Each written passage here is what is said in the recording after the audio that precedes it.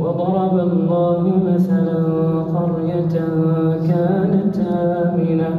كانت آمنة مطمئنة يأتيها رزقها رغدا من كل مكان فكفرت بأنعم الله فأذاقها الله لباس الجوع والخوف بما كانوا يصنعون. ولقد جاءهم رسول منهم فكذبوه فأخذهم العذاب وهم ظالمون.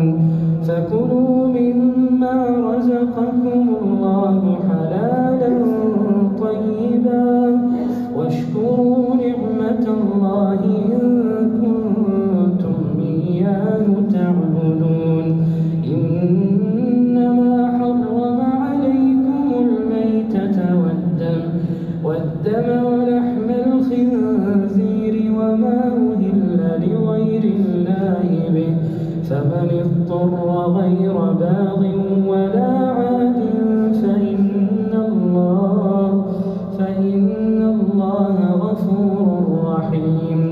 ولا تقولوا لما تصف ألسنتكم الكذب هذا حلال وهذا حرام لتفتروا على الله الكذب إن الذين يفترون على الله الكذب لا يفلحون. متاع قليل ولهم عذاب أليم. وعلى الذين هادوا حرمنا ما قصصنا عليك من قبل وما ظلمناهم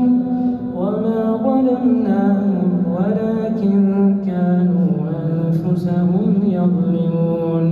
ثم إن ربك للذين عملوا السوء بجهالة ثم تابوا من بعد ذلك وأصلحوا إن ربك من بعدها لغفور رحيم.